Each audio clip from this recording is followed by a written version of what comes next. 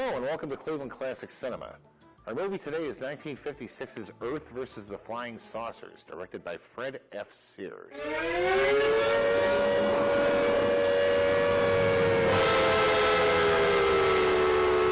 Flying saucers have invaded our planet.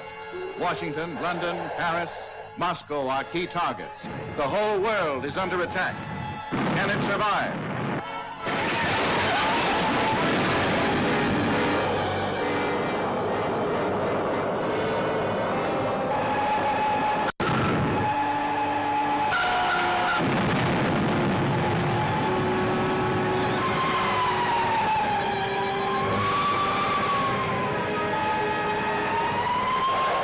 The survivors of a disintegrated solar system. At this moment, the remainder of our fleet is circling your globe. What do you want with me? Arrange for your world leaders to confer with us in the city of Washington. They set up an electronic screen. The artillery doesn't penetrate. Never before has the screen reached such heights of excitement, breathtaking spectacle, hair-raising terror. See the saucer men's high-frequency disintegrator. See flying saucers travel thousands of miles in seconds. See great cities leveled by flying saucer monsters. Ross, look. The same kind of thing that's watched us since the beginning of the project.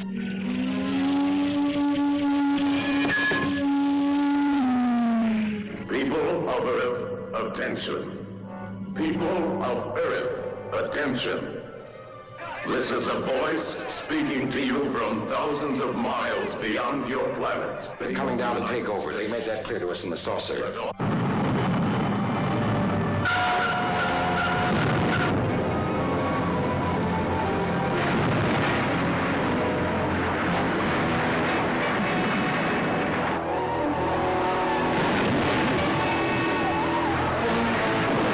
To the best of our knowledge, my wife and I are the only ones left alive.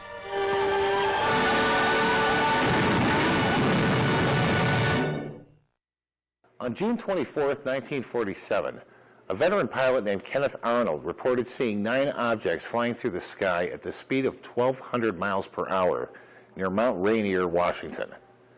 That was the first flying saucer sighting, and before you could say reticulin, the flying saucer craze got underway.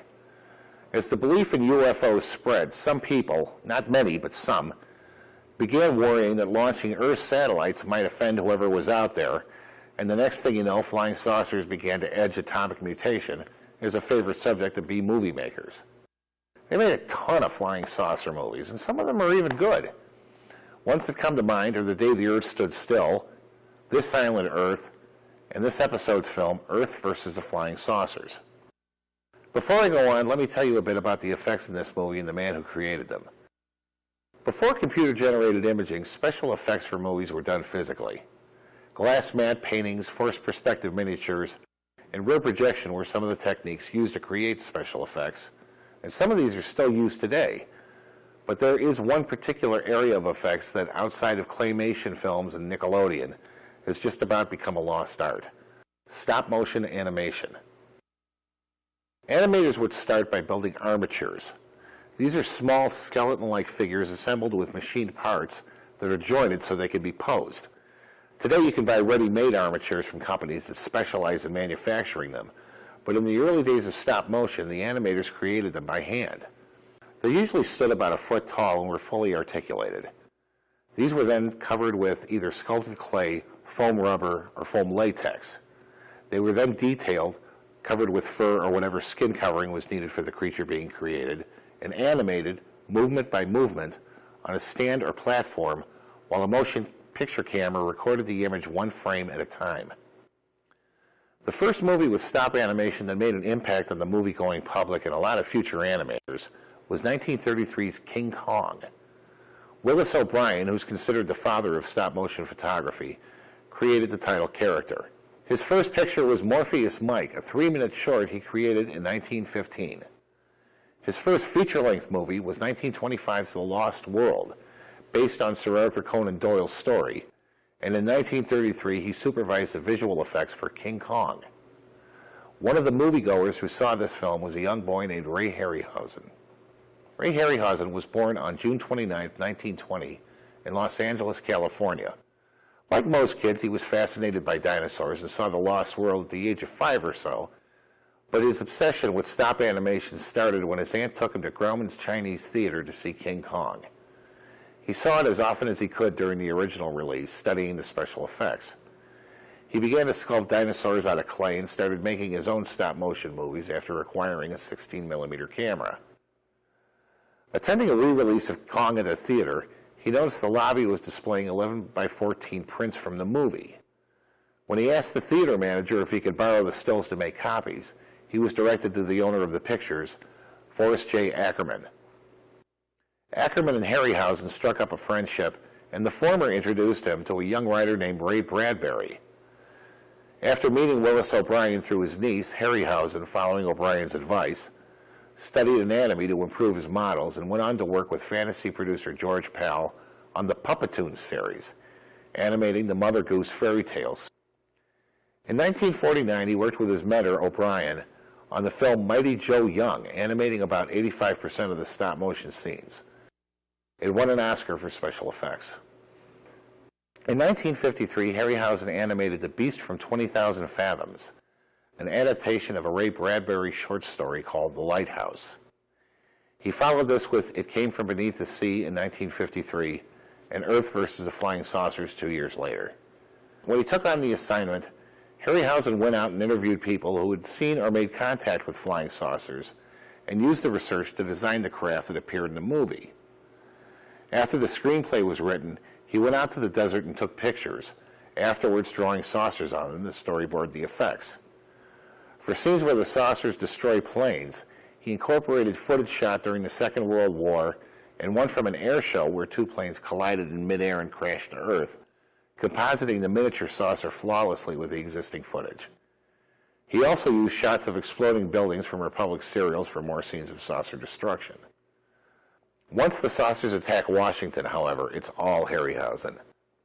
For the scene where a saucer hits the Washington Monument, for example, he suspended the falling pieces of the structure from wires and animated them to the ground frame by frame.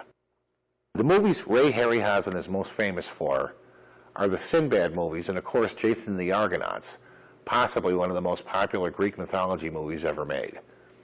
Even casual viewers remember the first appearance of the giant bronze statue Telos as it came around the shoreside cliff chasing Jason's men.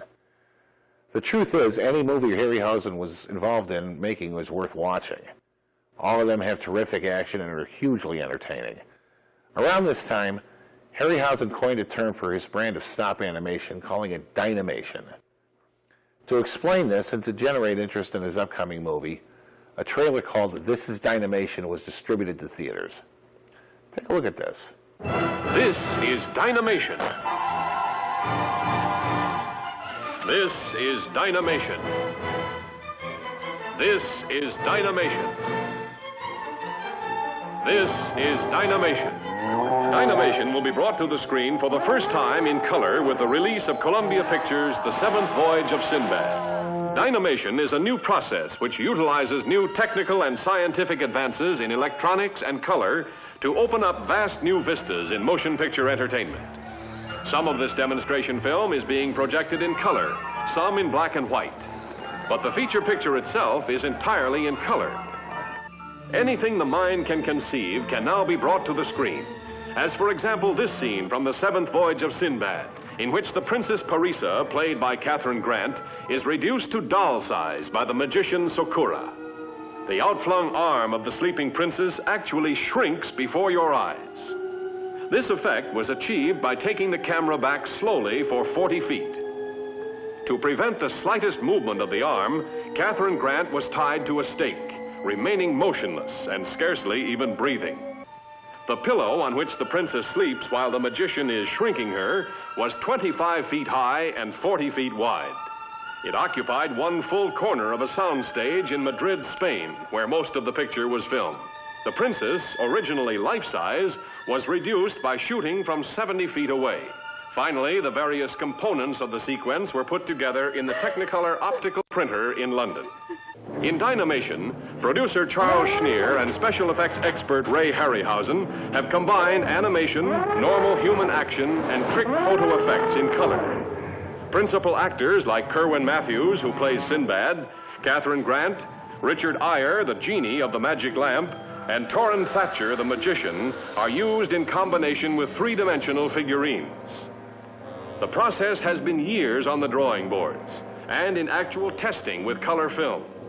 In the seventh voyage of Sinbad, you will see the two-headed roc of the Arabian Nights' Tales, a bird with the wing spread of a jet airliner. You will see it attack a shipload of sailors and carry Sinbad away in its talons. You will see a fight to a finish between a 50-foot Cyclops and a 100-foot dragon. You will see an astonishing sword fight between Sinbad and a skeleton which comes to life at the magician's bidding. Every movement in this sequence was carefully plotted in advance, with precise markings for Sinbad and for insertion of the skeleton.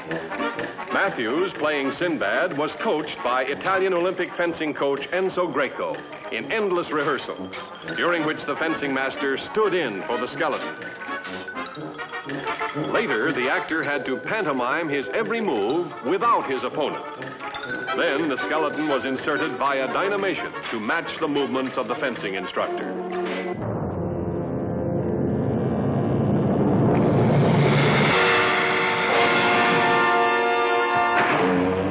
The seventh voyage of Sinbad is the eighth wonder of the screen.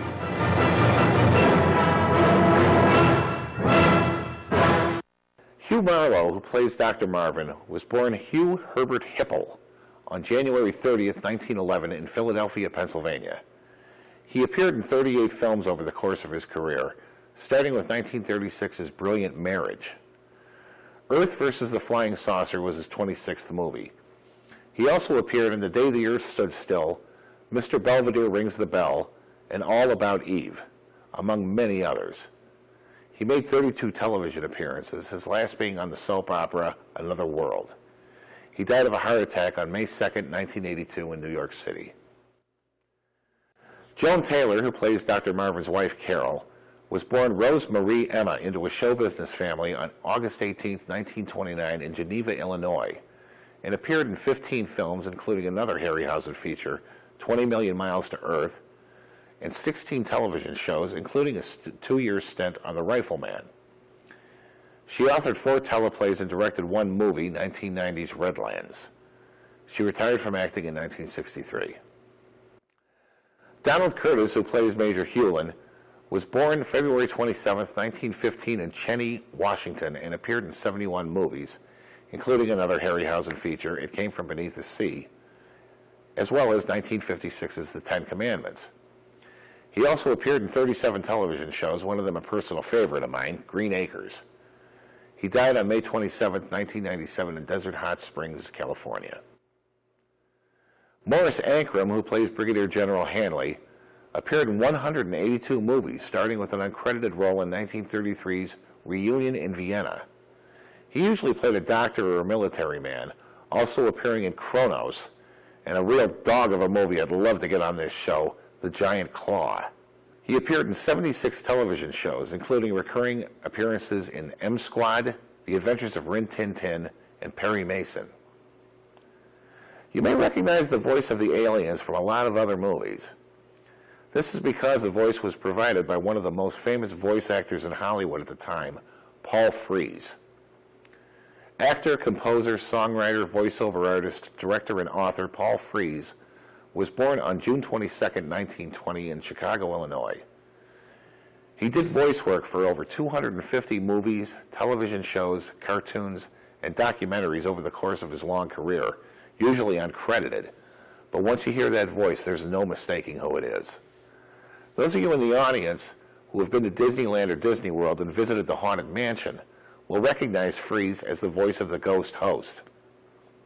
Among the many voices he did for cartoons are Boris Badenoff and Inspector Fenwick in The Adventures of Rocky and Bullwinkle, Morocco Mole and Secret Squirrel, and he was the original voice of the Pillsbury Doughboy. If you'd like to see how he looked in his prime, watch Howard Hawks' 1951 production of The Thing from Another World, in which he plays Dr. Voorhees. He died of heart failure on November 22, 1986, in Tiburon, California. A number of years ago, the Cleveland Cinematheque presented an evening with Ray Harryhausen. He brought along conceptual drawings, film clips, and several of his models, including one of the skeletons from Jason and the Argonauts. I wish I could convey what a thrill it was to shake the hand of this soft-spoken genius and thank him for the many hours of entertainment he gave me throughout my life. Of course, I got all tongue-tied when I was face-to-face with him, but after I stammered my thanks and appreciation, he shook my hand and put me at ease like the gentleman he is. It was a real honor to meet him, and it's something I'll remember for the rest of my life. So right now, sit back, relax, and enjoy Earth versus the Flying Saucers, right here on Cleveland Classic Cinema.